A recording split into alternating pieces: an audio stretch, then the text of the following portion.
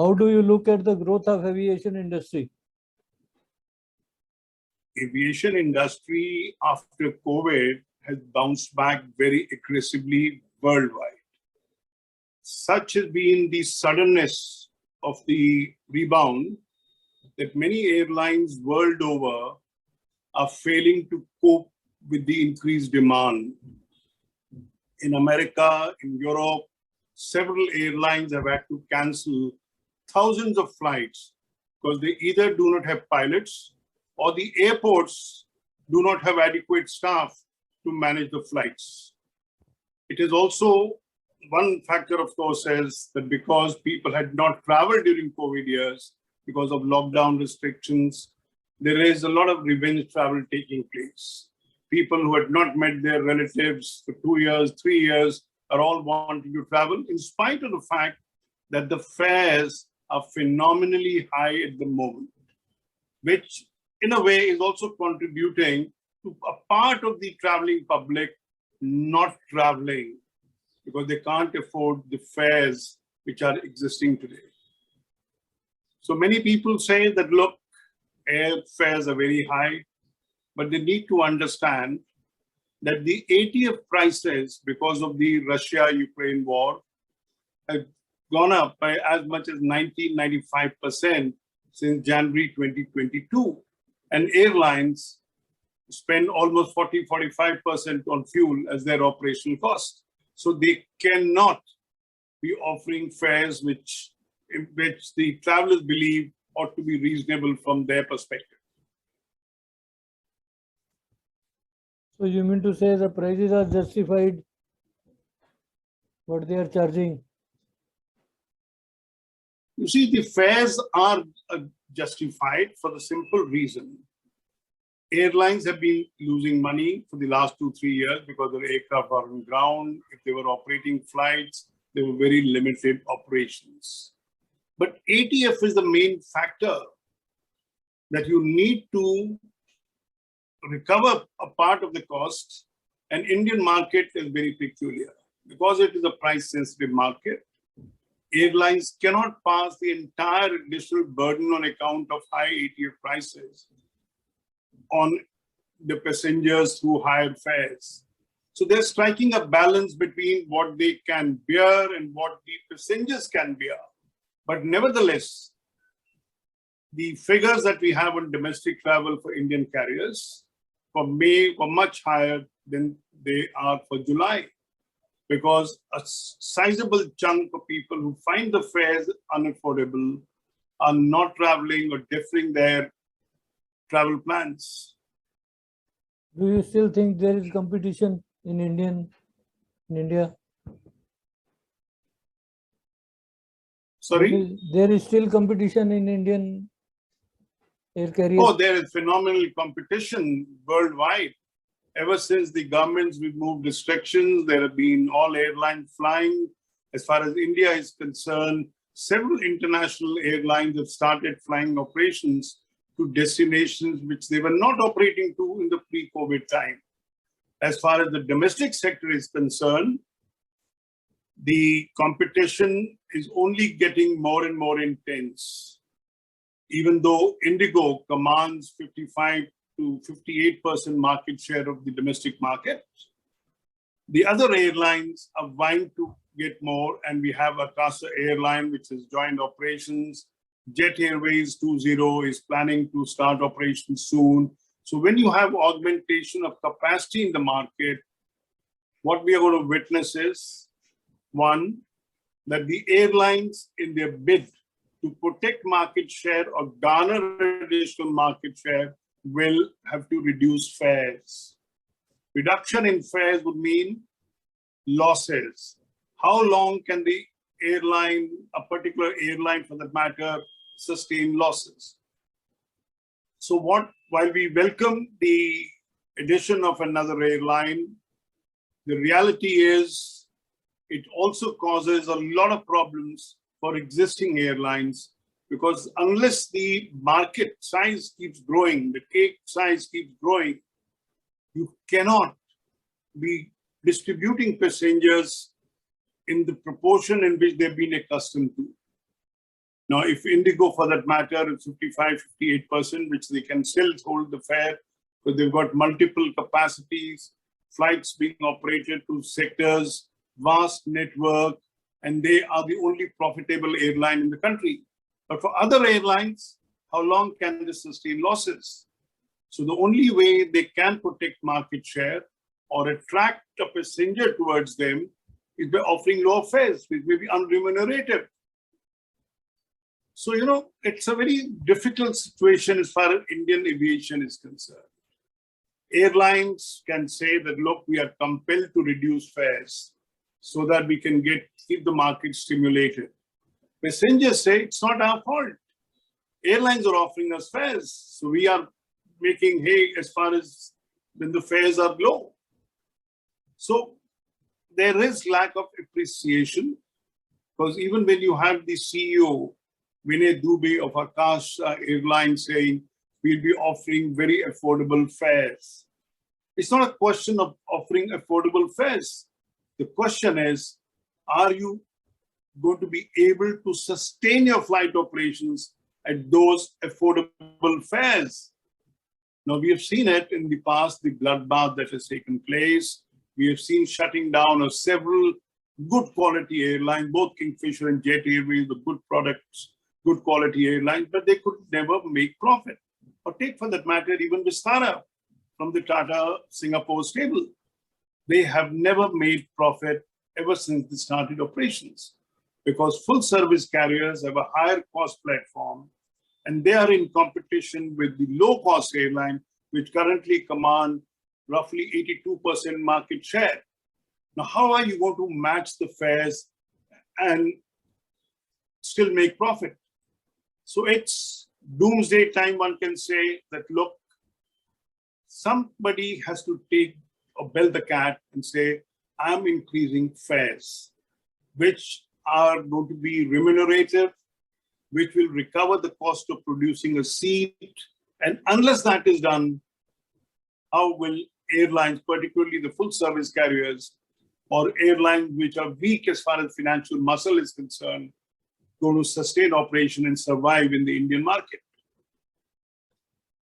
See, Akasa is playing on gimmicks. Just by reducing price 1 rupee in comparison to other carriers, they think they have become affordable. We need to realize or recognize this fact that Akasa Airline has a very strong promoter in Rakesh Jhunjhunwala, very experienced people in Vinay Dubey and Aditya Ghosh. So they know what they are going to be doing. It is not that the Jet Airways management did not know what they were doing, or Kingfisher management knew what they were doing, but Akasa is in the low-cost segment. And one good thing that they've done is they're not operating flights on the high-density Mumbai-Delhi sector, which is highly competitive. They have picked up sectors like Mumbai-Ahmedabad, Ahmedabad-Chennai, Bombay-Bangalore. So they have selection of sectors in the initial phase have been very good. But we can't still ignore the global picture. ATF prices, though they have been coming down for the last 10 days, because OPEC has agreed to enhance production in the month of September, from September, so the prices are stabilizing. But the reality is, unless the fares go down, we will not see profitability getting back for the Indian carriers. Indigo, in spite of commanding 55 to 58% market share, has lost almost 12 crore of rupees per day in the April-June 22 quarter. Now, if Indigo is going to is going to lose so heavily when you have multiple flight operations, vast network, efficiently run airline, professionally managed airline, what happens to the other airlines? Now, that's a question that the airline will have to answer.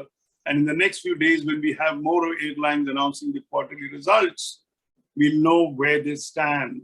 We are already hearing about Spicejet wanting to sell part of the equity stake so that some money can come in for sustaining flight operations. So what they are afraid of increasing the prices? What is the Sorry? fear? What they are afraid of, that they are not increasing the prices. No, one has to look at it. Spicejet will not need to look inwards and say, look, did they grow in a much aggressive manner than what their finances permitted? If we recall, when Jet Airways folded operations, Spicejet took most of their aircraft. Then came the COVID. And then they got into the freighter business for carrying cargo. Now, if you do not have a strong balance sheet and you do not have inflow of fresh infusion of funds, you're only going to lose money and make the flight operations unsustainable. And if you don't pay the employees in time or reinstate their emolument, the morale of the employees also go down. So there are multiplicity of factors, in my opinion, for Spicejet. But let's hope they can come out of the problem and offer as good an airline as they were known for in the pre-COVID era. What do you think government can help them out? Government can help them out. You see, government can do a lot to help. You see, if you recall, during the COVID times, several governments like the US government, British government, German government gave financial assistance to their airlines so that they could sustain through the worst period in the history of their, because of the pandemic, the way the industry was impacted. But Indian government had no money to basically assist the airlines. Now, if we need airlines, for example, to sustain on them, the government, what they can do is to, one, ATF prices, the sale tax that some of the state governments charge is in the range of 25–30%. Now, if ATF is brought under GST, and I must say this, that the Ministry of Civil Aviation has been making effort to convince the state governments, but these state governments who are charging 25–30% sale tax on ATF are not willing to forego the revenue that they earn out of airline industry. So it's in a way that state governments are making money out of the misery of the airlines. Very unfortunate part, that's one. Then, of course, the total taxation. Why can't the government do away with service tax for the airline industry? Now, you can't, if somebody is buying, because the best analysis that can be done is by a passenger himself. Look at the fare that they pay to an airline and then say what percentage of that fare paid is going to the airline industry. A part of the money goes to the airport, then you have the security agencies getting money, and then it goes to the government in taxes. So it's not that a fare that is being paid by a passenger goes effectively in entirety to the airline. It doesn't happen that way. So taxation needs to be reduced so that economic viability of airlines is very much there, because government has to realize one thing, that airlines act as a catalyst for economic growth. It has a multiplier effect on the economy, because not only when a passenger travels from point A to point B, he uses hotels, he uses taxi services, the local produce gets transported on those flights, etc. So if you take a holistic view, airline industry is critical for the economic growth of the country. Government needs to become a partner rather than say that, look, each airline is responsible for their own finances, their own survival. Government can certainly extend a helping hand to help airlines survive, recognizing the fact that almost 3 of every 4 airlines that have been established in 1990s when government permitted private airlines are no longer in flight operations. If the fatality rate is so high, somebody needs to do deep thinking. It's not just the airlines, but even the government ought to be doing deep thinking and saying, these are the measures we can extend to the airline industry to help survive, because India will remain a price-sensitive market. Most people cannot afford, and the growth that one could have expected has already taken place. So moving from 4 lakh passengers a day on the domestic sector, which used to be in the pre-COVID era, but now they're less than 3 lakh passengers a day. If you want to make it 5 lakhs, something needs to be done. And the fact is that all airlines have placed orders for new aircraft, which they will induct, because they have ordered these aircraft in the hope that the market will continue to grow. So market can be stimulated, one, through lower fares, but second is by ensuring that the cost of flight operations are reduced drastically. How Air India is positioned in this scenario? Well, it's been 6 months since Tata's regained control of Air India. They have already appointed a new CEO, Wilson Campbell. He's got into the act. So one hopes that in the next 6 months to 12 months, whether it is the fleet expansion, whether it is the improvement in quality of the product, boosting the morale of the employees, and expanding network will take place.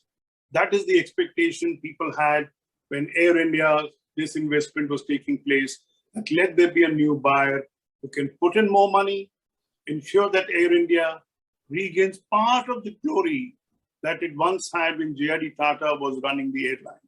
Of course, the times have changed, the market environment has changed, the market fundamentals have changed, but nevertheless, if Tatas can make Air India an airline of first choice, ensure that the footprint of Air India extends to major destinations in the world, it's going to be very helpful and help Air India build an image for itself and Tatas to redeem that fate that they have been imposed by that the government has imposed on them, traveling public has imposed. What solution you have in your mind for the aviation industry? Well, as I said earlier, the taxation, the cost of operation, cost platform has to be reduced. We can't say that the traveling public will no longer look at fares or will be willing to pay any fare that they can't, because we know the reality that a large chunk of the traveling public is traveling only because the fares are very, very reasonable as compared to other modes of transportation. But at these existing fares, airlines cannot sustain flight operations. So number one, government must facilitate in reducing the cost of operations by doing away with high taxation that's there. Then, of course, the bigger thing, as I said earlier, ATF must be brought under GST. And number three, to prevent bloodbath, we cannot allow 5 airlines competing on the same sector. Some kind of self-discipline has to be brought in. And unless you have competition, yes, but very intense competition, which leads airlines to offer fares below the cost of producing a seat, well, that shouldn't be allowed. How do you look at the future of aviation industry? Thank you. How do you look at the future of aviation industry? Well, the aviation industry future is bright because there are certain parameters one should look at. That in India, we still have only 3 to 4% of the public traveling. There is scope for growth, but unless the growth is economically viable for the airlines, you can't say that, look, we'll have the market growth being there, but we'll have the airlines collapsing. There has to be a balance struck between growth, fares, airline survival, and let's hope airlines, government, all do their part, contribute in strengthening the Indian aviation, because just saying that we'll be the 3rd largest market very soon after America and China, we also need to ensure that all airports or all sectors which are still underserved are provided aviation connectivity. Government will extend requisite help in airlines to ensure that the costs go down. And what we need eventually is, as J.R.D. Tata once said in 1953, the need of the country is for small airlines, but strong airlines. Not many airlines, but weak airlines. What advice you would like to give the new entrant Akasa? Well, I am no one to give advice. Everything is available. We have experience of international airlines available, what other countries have done to strengthen the aviation industry in their country. It's a simple question. Don't try and reinvent the wheel. Copy the successful models from abroad, and they are available in plenty. Any other important point or incident you may No, like I to think share? I've covered elaborately everything. So thanks to you a lot. Thank you. Thank you.